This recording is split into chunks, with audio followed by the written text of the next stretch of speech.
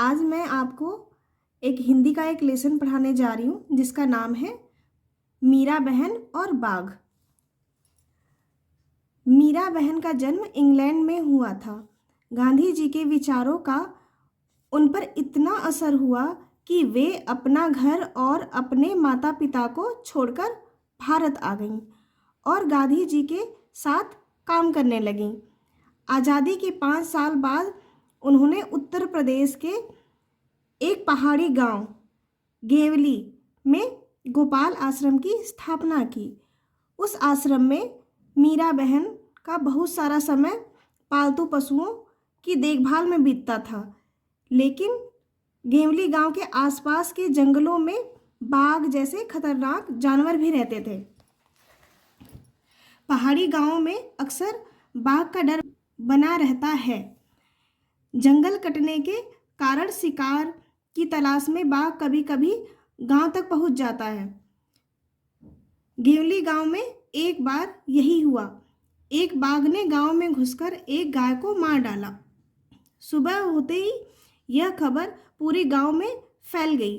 गांव के लोग डरे कि यह बाघ कहीं फिर से आकर दूसरे पालतू जानवरों और किसी आदमी को ही अपना शिकार न बना ले। गांव के लोग गोपाल आश्रम गए और उन लोगों ने मीरा बहन को अपनी चिंता बताई। गांव के लोगों ने अंत में तय किया कि बाघ को कैद कर लिया जाए। उसे कैद करने के लिए उन्होंने एक पिंजरा बनाया। पिंजरे के अंदर एक बकरी बांधी। योजना यह थी कि बकरी का मिमियाना सुनकर बाघ पिंजरे की तरफ जाएगा। पिंजरे का दरवाज़ा इस प्रकार खुला हुआ बनाया गया था कि बाघ के अंदर घुसते ही वह दरवाज़ा झटके से बंद हो जाए। शाम होने तक पिंजरे को ऐसी जगह पर रख दिया गया जहां बाघ अक्सर दिखाई देता था। यह जगह मीरा बहन के गोपाल आश्रम से ज़्यादा दूर नहीं थी। रात बीती। सुबह की रोशनी होते ही लोग पिंजरा देखने निकल पड़े।